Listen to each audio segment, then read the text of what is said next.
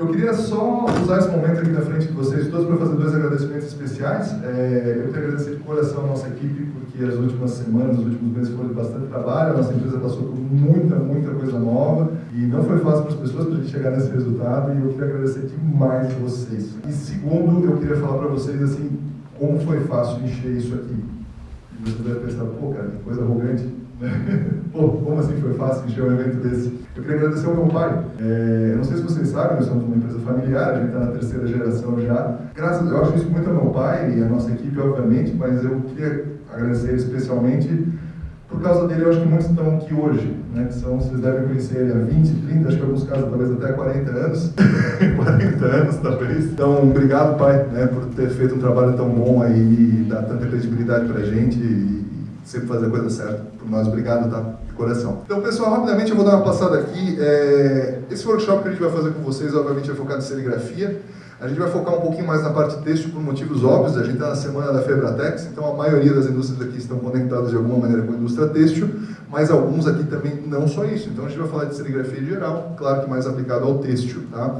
Pessoal, vocês devem estar ouvindo falar muito de indústria 4.0, deve ser uma conversa recorrente hoje nas grandes indústrias aí, todos devem falar muito sobre isso. Eu acredito que talvez muitos não saibam realmente o conceito de indústria 4.0, né? A gente está na 4ª etapa das indústrias. A gente começou lá com força a vapor, a gente conseguiu ter motrizes a vapor, depois a gente teve a fordização, né? Teve toda a parte de produção, de escala, linha de montagem, tudo, e onde a maioria da gente aqui se encaixa: indústria 3.0, automação, computadores, internet, eletrônicos. Isso aí a gente viveu muito nos últimos 30 anos, e agora é sabido que a gente está na 4ª fase disso, que é a indústria 4.0, de maneira bem simples. A gente fala de internet das coisas, todo mundo aqui já deve ter uma caixa de som com Alexa em casa, você pode perguntar alguma coisa, ela te responde. Inteligência artificial, você deve ouvir todo dia, vocês já devem também estar usando, chat GPT e tudo mais. Temas cibernéticos, né, a computadorização das coisas, mas isso num outro patamar. Tá? A nossa preocupação, aqui vocês podem ver, por exemplo, marcas da indústria, da moda, de maneira geral, por exemplo, como a LVMH. A grande sacada da inteligência artificial é de análise de dados, a gente tem informação para tomar a decisão, e aonde é que isso... O que tem a ver com isso? Né? O que a gente tem a ver com isso? A gente acredita que isso tem coisas bem práticas no nosso dia a dia. Produtos mais assertivos, a tomada de decisão, principalmente na indústria têxtil. Eu vou tentar colocar um pouquinho mais em termos de têxteis aqui. Tomada de decisão de coleção, por exemplo, toda a parte de estoque, entender isso dentro da indústria, como a gente vai fazer isso, como trabalhar com os insumos, com os recursos que a gente tem, rapidez de resposta, a gente consegue responder muito mais rápido o que acontece no mundo, menos saldos, por exemplo, isso é inteligência de mercado, isso a inteligência artificial ajuda a gente, toda a parte cibernética, redução de custos, óbvio, a gente já trabalha com isso desde que a gente se conhece por gente, mas é mais um processo para ajudar. E a gente entende que os processos precisam acompanhar isso. Então, quando aqui a gente está falando de serigrafia, a gente vai tentar contextualizar isso um pouquinho do que na serigrafia evoluiu e para onde está indo, para que a gente realmente consiga avançar nessa parte. Tá? Como isso se aplica na serigrafia é o que a gente vai falar hoje, basicamente, de vários segmentos. Tá? Então, bom evento para vocês. A gente vai ter 4 falas, todas muito rápidas, muito sucintas. A gente tomou muito cuidado para que isso aqui não vire palestrinha, tá, pessoal? A gente gostaria que vocês se sentissem bem à vontade para assim, ó, levanta a mão, a gente passa o microfone, pode contribuir, pode perguntar, pode iniciar a discussão assim mesmo, para ser uma coisa bem tranquila, porque se ficar todo mundo aqui a manhã inteira ouvindo alguém falar, eu acho que todo mundo vai morrer de sono, a gente não quer isso. Tá? Então, a gente vai ter Arquivo aqui falando sobre a parte de sustentabilidade, reprodutibilidade, né, largas escalas. A gente vai ter a nossa equipe também, meu pai, o André, nosso gerente de produto, também falando sobre o que a gente tem de novo aí também, onde é que a gente se encaixa aí com vocês, o que a gente pode pensar e contextualizar isso também. A gente tem a terceira fala, que é o Jake Einspinner, que é da D2M, que você já deve ter ouvido falar, que é a máquina que vai estar na feira hoje à tarde, que também é um processo bem novo, que a gente vai trazer isso. E também a gente vai ter o John Gittins da Cefar, também contextualizando um pouquinho de história de serigrafia, que foi uma empresa que praticamente inventou a serigrafia moderna, que também vai passar isso para vocês, para ver de onde a gente veio e para onde a gente vai chegar. Então eu gostaria de chamar agora o Patrick Loran da Arquivo, né, Acredito que a maioria de vocês já me conhece. Então, meu nome, como o Bruno falou, é Patrick Lauren. Não sou francês. O meu nome é suíço-francês, só que cresci na parte alemã da Suíça. Então, falo o meu idioma materno hoje é alemão. E vocês percebem que o português ainda estou aprendendo, mas já estou 19 anos no Brasil. Cheguei com 35 anos ao Brasil. Vivo em Santos. Todo esse tempo fiquei em Santos. Então, cheguei num momento que não tinha GPS. Comecei a trabalhar em São Paulo e falei, não, São Paulo não vai dar, porque sem GPS na época era muito difícil. Hoje em dia, os jovens, né, aí também entra um pouco a tecnologia, a indústria 4.0, tudo ficou mais fácil. A gente consegue muita informação, a gente consegue encontrar lugares mais fácil, o que antigamente era difícil. Então, todos nós, a maioria de nós, cresceu de uma forma sem tecnologia, e hoje a nova geração já cresce 100% com todas essas tecnologias. E eu acredito que vai trazer muitas transformações ainda. Desde o iPhone 15 anos atrás já aconteceu muita coisa. Eu acredito que o Bruno hoje vai apresentar uma máquina que também vai dar um novo início em novas tecnologias. Eu vou me limitar à tecnologia atual, onde que a gente está inserida, em serigrafia, produtos químicos. Então, eu vou só rapidinho falar um pouco sobre a nossa empresa, a história da nossa empresa. Eu vou apresentar 2 adesivos que são lançamentos. Que é um adesivo para estampação corrida, e um adesivo que é para vincular, para prender o tecido no quadro. Logo eu vou falar sobre certificações na conformidade do MRSL. Para quem não conhecia ainda essas certificações, a gente vai se aprofundar um pouco nisso.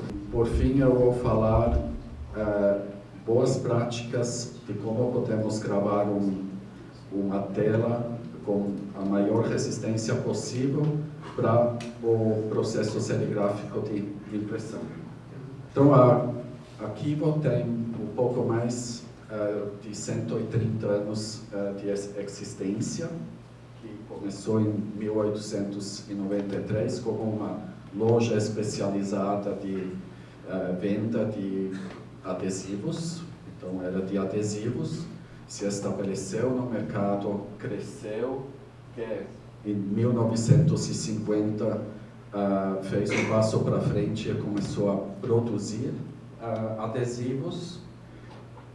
Cresceu um pouco mais. Em 1956, a família Eisenbeis, que é o dono atual da empresa, comprou a empresa, injetou recursos, e com esses recursos e com o início da serigrafia começou a abrir o leque de produtos e começou a produzir as primeiras emulsões, introduzindo uma gama completa de produtos para serigrafia. E logo crescendo, se iniciou um período de compra de empresas. Uma das empresas foi a Albert Rose, em 1963, que acredita que quase desde então já é representada pela Reta aqui no Brasil. Em 1988 compramos uma empresa que se chama Rova. A Rova na época tinha especialização em adesivos industriais, sobretudo para a indústria automotiva, e carros, como vocês devem saber, se utiliza bastante adesivo. Um adesivo muito óbvio que se vê em todo o carro é quando a gente sobe e desce a janela do carro, tem um poliuretano flocado para justamente o vidro deslizar de uma forma contínua, sem uso de lubrificante. verificação. Então, esses adesivos são fabricados pela gente, então isso já não é serigrafia. Tem fábricas aqui no Brasil utilizando esses adesivos na Argentina, no México, Estados Unidos. E em 1999 compramos a empresa Ulano, que a maioria de vocês deve conhecer, que no mercado hoje é conhecido por ser fabricante de filme capilar. E em 2024, esse ano, fechamos essa fábrica em Nova York, em Brooklyn. E por que fechamos? Porque Brooklyn já virou muito residencial, está perto de Manhattan, e a prefeitura não renovou o alvará de produção. Por quê? Porque é uma empresa química no meio de um bairro residencial, não era atual. Então a gente saiu, a prefeitura assumiu o terreno, um terreno gigante. Se vocês vão pelo Google ver, vocês vão ver que é um quarteirão inteiro, que era Ulano. Não existe mais, vai ter prédios comerciais e residenciais, e transferimos toda a produção para a nossa unidade da Kivo, que é em Houston, em Texas. Então ampliamos, dobrou em tamanho essa fábrica, então tudo agora, tanto Ulano como Kivo, são fabricados na Alemanha e nos Estados Unidos em 2 fábricas. Muita tecnologia. E aqui coloquei só rapidinho um mapa para ver onde que atuamos. Então, América do Sul atuamos através do Brasil, para toda a América do Sul. Produtos vêm da Alemanha, como também dos Estados Unidos, depende um pouco o país. Brasil, sobretudo a Alemanha. Outros países, como Colômbia, Equador e Peru, por tratados de livre comércio, vem tudo dos Estados Unidos, entra nos países com incentivo fiscal, poucos impostos. E hoje, então, temos só a fabricação dos Estados Unidos em Houston, temos a Alemanha, aqui temos a Turquia. A Turquia temos um escritório de representação. Por que Turquia? Porque a Turquia é nosso maior mercado mundial em volume de produto para a área têxtil. Então, estamos com 6 funcionários na Turquia para atender esse mercado. Logo, temos uma produção na Índia. Na Índia, produzimos produtos para o mercado rotativo. Então, tem uma fábrica de emulsões de produtos adesivos, tudo fabricado na Índia. E ainda temos um escritório de representação em Singapura. Através de Singapura, atendemos todo o continente asiático. E ainda temos uma fábrica em Melbourne, onde atendemos Nova Zelândia e Austrália. Continuamos. Então, vou falar de 2 produtos que acabamos de lançar. Aqui é um conjunto de 2 produtos que se misturam para atender o mercado de fixação dos substratos nas máquinas de estampação. Pode ser rotativo, pode ser plano, pode ser digital. É um produto novo, que ainda não temos disponível aqui no Brasil. Vamos mandar para a Reta com o próximo pedido, para fazer um teste em clientes. A gente já tem uma linha de produtos para esse mercado, mas essa mistura aqui é específica para as máquinas digitais, que a gente vai lançar esse ano no Brasil. E outro lançamento é um adesivo de quadro, que o desafio dos adesivos de quadros nem é tanto o adesivo, que é a base de poliuretano, é o endurecedor. O endurecedor tem uns componentes que são considerados agressivos, tanto para o meio ambiente como para a saúde do ser humano, que são os isocionatos. Então, a gente buscou nos adaptar a fabricar um adesivo que consegue uma certificação pelo MRSL, que todos os grandes fabricantes de marcas hoje em dia já exigem, que esse tipo de adesivo seja adequado para esse processo, e para ser adequado tem que ter menos que 0,1% desse isocionato. E ele é a fonte endurecedora do conjunto do adesivo que traz essa resistência que a gente precisa na serigrafia para imprimir as tintas, para limpar com solventes e recuperar as telas com os químicos. E conseguimos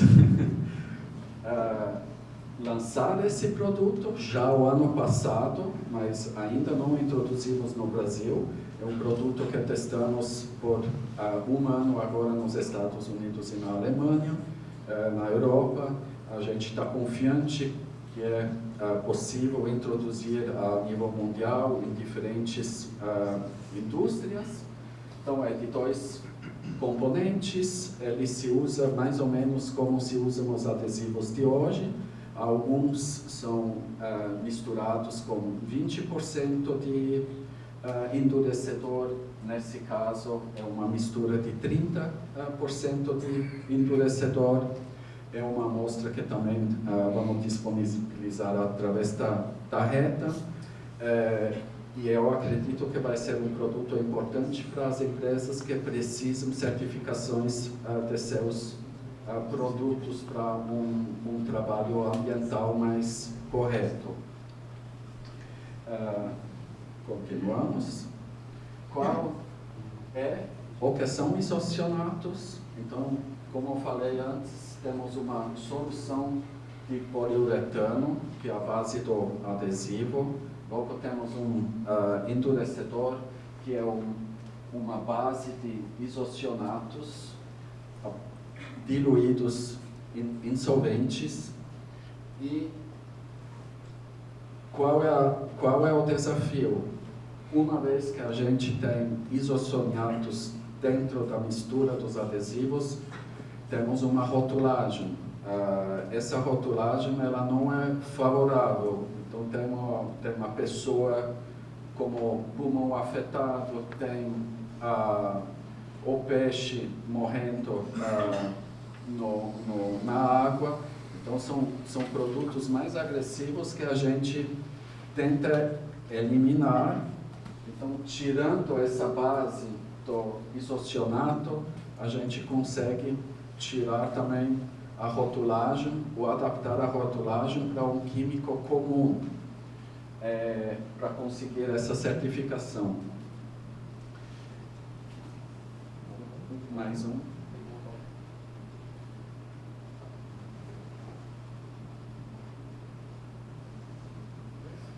Que é isso aqui. Com esse novo endurecedor e esse novo conjunto com adesivo, a gente consegue rotular dessa forma aqui, que é qualquer produto químico hoje, mesmo os químicos mais suaves são rotulados dessa forma. A gente consegue tirar da forma como afeta o ser humano. Então, a gente considera isso um avanço importante. Pode voltar. Não, o próximo. Esse aqui. Então, na Europa, o que aconteceu? Algo que aqui ainda não chegou. Quem trabalha com isocionatos, como é perigoso para a saúde, a gente tem que providenciar um treinamento para os funcionários. Esse treinamento tem que ser repetido a cada 5 anos. Tem que provar, através da internet, controlado pelo próprio ministério, para que todo mundo que trabalha com esses produtos seja adequado, tenha conhecimento sobre o perigo do produto. Isso não chegou até o Brasil ainda, mas em algum momento pode chegar. Então é mais um motivo que na Europa estamos trocando para esse tipo de produto que não precisa de treinamento, para a empresa não se preocupar tanto com a parte administrativa que esse produto tem, como a periculosidade fica mais baixo usando um produto mais novo. Então a gente tem bastante confiança que esse produto pode se posicionar no futuro, aqui no Brasil também, porque em vez de usar um adesivo de quadro considerado mais crítico, podemos introduzir um produto mais leve para o meio ambiente e para o ser humano. Mais um.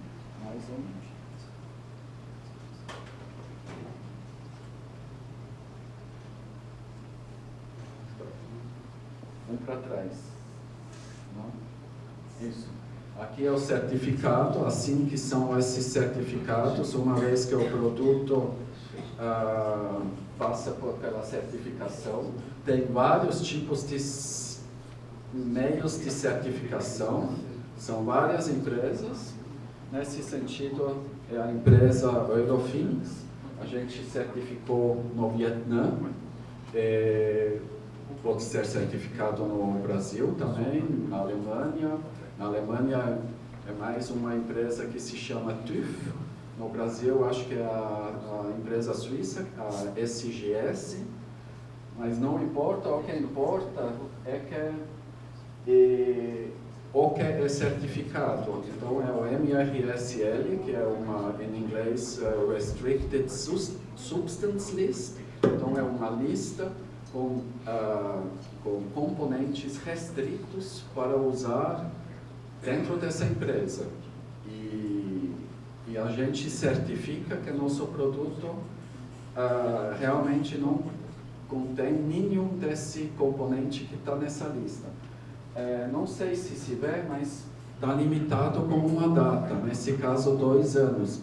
A cada 2 anos a gente tem que recertificar o produto, porque o Instituto quer ter certeza que a gente não mudou ou não precisou adaptar a formulação do produto. Então é isso, a gente consegue entregar para o cliente, provando que o produto está adequado. Isso sobre o adesivo e o endurecedor. Próximo. E a gente fez a mesma coisa com emulsões. Todos os nossos produtos hoje, se eles se adequar, gramática ainda é difícil, a essa lista de restrições, a gente tem um certificado. Aqui coloquei 2 emulsões que a gente tem bastante posição, aqui no sul, já certificados. Uma é uma emulsão de fotopolímero, a outra emulsão é como diazo. Todos os nossos produtos, independente de certificados, têm um certificado de análise, que a gente também manda para o cliente, se precisar, que é mais ou menos isso aqui. Aqui é um endurecedor, a gente manda o teste interno, provando que ele está adequado pelo nosso processo e por nossa qualidade, aprovado para mandar para o cliente. Muitas empresas já exigem, pelo fato que manter estoque do produto, eles precisam desses certificados. Um dos motivos é que tem uma validade, data de produção e data de validade. Ainda numa fiscalização, o cliente pode provar que esse produto está dentro da validade. E isso só geral sobre a consciência ambiental e com isso também um pouco sustentável que temos com nossos produtos e futuros desenvolvimentos de produtos. A gente sempre vai tentar oferecer produtos dentro da melhor formulação de ambiente. A gente não desenvolve produtos que não sejam adequados para o processo, muitas matérias-primas que ainda se utilizam hoje no mercado a gente já não usa ou não estamos permitidos de usar. E agora a gente vai só falar um pouco das boas práticas de gravação de uma emoção, de que forma a gente enxerga isso e respeitando essas boas práticas, a gente acredita que o cliente pode usar menos químicos no processo de recuperação ou no processo de aumentar a resistência da emoção, assim também contribuindo, usando menos químicos no meio ambiente. Então, temos várias opções de escolher o produto certo, a emoção certa para trabalhar. Primeiro a gente tem que considerar que tipo de tinta a gente tem, que tipo de fonte de luz que a gente tem para gravar essa emoção. Logo temos que aplicar uma boa camada, que um tecido mais aberto, recomendamos 20 a 25% de camada de emoção, que se chama OEM, motion sobre a tela, e um pouco menos se a gente quer imprimir um reticulado. O mais importante, algo que sempre observamos aqui no Brasil, o quadro precisa ser muito seco antes de gravar. Aqui temos o desafio da umidade. Muitas vezes, antes de gravar, seria melhor secar o quadro mais uma vez. A gente deveria fazer teste de exposição, então não pensar 1 minuto adequado, a gente tem que ter certeza o que buscamos na gravação, um bom equilíbrio entre resistência e resolução. Isso se faz com o tempo de exposição. E, de forma geral, quanto maior o tempo de exposição, maior a resistência do quadro. Então, se a gente tem a opção de aumentar o tempo de exposição, sem comprometer a resolução, a gente deveria fazer isso.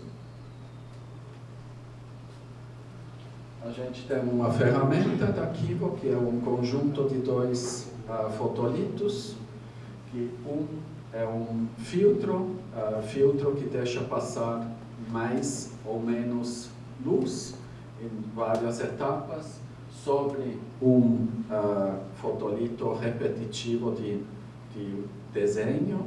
Então, a gente pode observar que aqui passa menos luz que aqui, e com isso a gente pode, em uma exposição, determinar 10 diferentes tempos de exposição. Uma vez que a gente identificou, aqui ficou bom, aqui não se pode ler, tem um fator que a gente precisa aplicar sobre o tempo que a gente usou. Então a gente aplica esse fator, aplicando esse fator a gente tem o tempo em teoria considerado certo para gravar esse tecido. A Reta tem essa ferramenta à disposição, eu tenho essa ferramenta. Rui? A gente oferece esse serviço de gravar telas e de determinar tempos de exposição. Próximo. Então, como que fica isso? Isso é o resultado, uma vez que a gente fez esse teste de exposição. A gente pode observar que parece que tudo está igual, mas se a gente olha de uma forma mais criteriosa, a gente pode observar que tem diferenças de cor entre cada gravação. A gente vê que aqui, onde recebeu o máximo possível de luz, a emoção ficou escura. Então aqui não tinha bloqueio de luz. A gente tem a mesma cor e menos luz que a gente aplicou, a emoção fica mais clara. Então, esse é um indicador que a gente não aplicou o tempo correto, que se chama uma subexposição. Então, esse lado aqui, temos uma subexposição. A princípio, uma boa resolução, mas nenhuma resistência. Enquanto a gente aumenta o tempo e coloca mais luz para gravar a tela, podemos observar que a emulsão fica cada vez mais escura.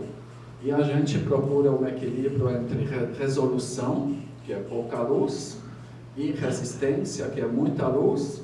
E normalmente a gente escolhe aonde que é tão claro, tem um pulo para o escuro da tela, que é esse traço preto, que indica o melhor equilíbrio entre tempo de exposição, resolução e resistência.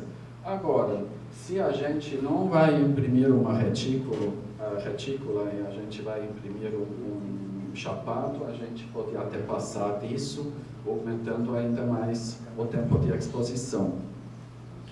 Próximo. Isso foi numa emulsão azul, aplicando o diazo lira verde. Aqui temos uma emulsão vermelha, que é um pouco... Não, isso foi rápido. Que fica um pouco mais difícil identificar essa mudança de luz, mas podemos ver aqui também que é mais claro e fica mais escuro. Então, isso funciona, esse fotolito funciona com qualquer corte de emulsão. É importante que as camadas de emulsão sempre sejam um tipo padrão, né? Se você tira um teste com 2 camadas de emulsão, por exemplo, e de repente dá 2, 3 ou mais, esse resultado vai ser diferente. Não, também, então certo? é para cada tecido, para cada camada, tem que fazer um novo teste. Obrigado. Tecido 43 é um teste, tecido 90 é um teste, porque muda, não podemos ter, e vocês sabem, ninguém tem um tempo de exposição, temos vários tempos de exposição. Próximo. Não, antes. Para trás. Esse. Aqui temos outro exemplo. Então, uma vez que a gente determinou o tempo de exposição, a gente pode imprimir. A gente também pode fazer teste demonstrando para o cliente as diferenças, o que acontece na impressão real, se a gente aplica o tempo correto, ou se não aplicamos o tempo correto, de que forma a gente pode corrigir. Aqui temos a mesma emulsão aplicada num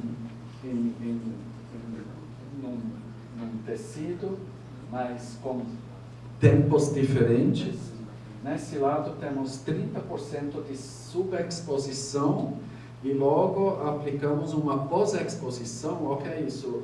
Uma vez que a gente gravou e secou a tela, em vez de colocar ela para imprimir, a gente volta para a nossa fonte de luz, a gente aplica mais luz pelo lado de dentro, onde que descansa a tinta, e aumentamos o tempo que gravamos. Vamos supor, a gente gravou por 1 minuto, a gente grava mais uma vez 3 minutos, 3 vezes esse tempo ao lado de dentro, para ver se a gente aumenta a resistência dessa tela. E a gente comparou aqui uma subexposição com uma pós-exposição. Aqui ficamos só a subexposição, logo o tempo correto e uma sobreexposição. E podemos ver o resultado que temos depois de 1000 ciclos de impressão com uma tinta base água, num tecido 43.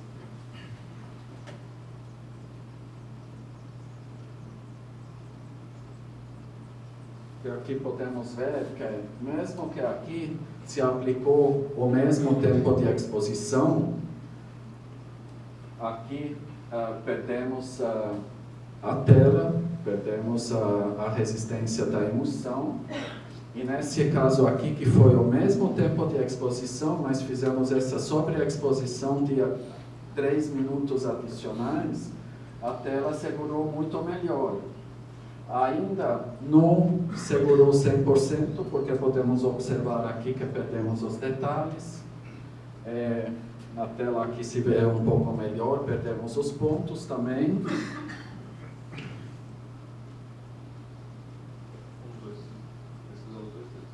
Assim? Não, 2 juntos. Daí eu acho. Sai na tela aí. Ups, agora.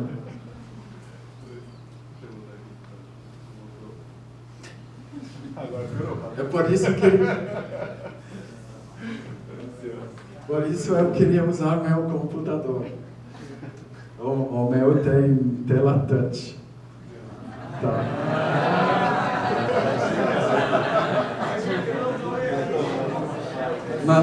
Mas com certeza custa 1/3 desse aqui. E tem mais recursos. Tá, vamos deixar a imagem assim, mas podemos observar que mesmo aqui temos umas perdas no tempo correto e ao tempo correto com as 3 vezes ou aos 3 minutos adicionais a gente aumentou ainda mais a resistência. Então, uma empresa que gostaria ou que precisa aumentar a resistência, antes de usar um químico para aumentar a resistência, deveria tentar esse teste se isso resolve, em vez de utilizar um químico para endurecer a tela. Muitas vezes funciona, tem cliente que não aprova porque aumenta o tempo para gravar uma tela, mas a gente tem que pôr na balança se a gente quer usar um químico ou não. Próximo. Aqui temos um outro exemplo, um pouco mais fácil. Também são impressões reais. É uma foto de um tecido usado. Nesse caso, um tecido 90 amarelo. Na foto fica branco, mas é um tecido amarelo. E nesse caso, a gente já imprimiu 3.000 ciclos e como uma tinta base água. Então, temos o tempo correto e temos uma subexposição. Podemos ver na subexposição a gente não segurou o desenho. Na exposição correta, a gente quase segurou. Temos perdas de linhas positivas. Temos pontos perdidos que aqui a gente não vê também. Então, o tempo correto não resolveu da forma que o cliente precisa, porque ele vai imprimir 5.000, 10.000 ciclos, então ele vai perder o desenho, ele vai precisar gravar uma segunda tela, mas aqui ainda não utilizamos um químico, como químico vamos aumentar. Próxima, só que a próxima imagem podemos ver que fizemos uma subexposição e aumentamos a exposição à luz por dentro do quadro, e podemos observar, é o mesmo trabalho que fizemos, aqui com 1.000 ciclos, mas acho que deveria ser 3.000 também, deveria ser o mesmo.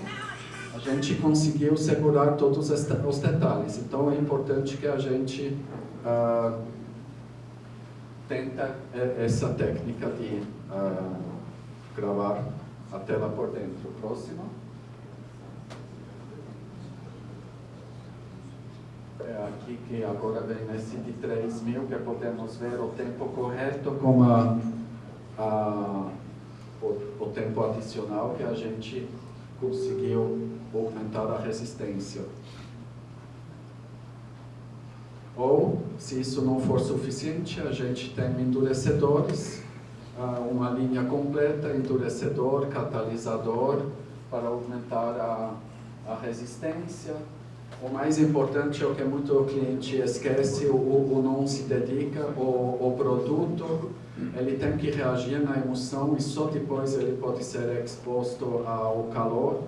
A gente recomenda no mínimo 10 a 20 minutos de atuação no ambiente antes de colocar num forno entre 35 e 60 graus, para o produto realmente catalisar a emoção. Pode ser diluído com água, é um produto à base de ácidos, então pode ser diluído com água para diminuir a força dele, porque quando não é necessário de tanta força, a gente consegue ainda recuperar com produtos mais amigáveis também. E terminei. Não, é o próximo. Não, mais um, isso, terminei.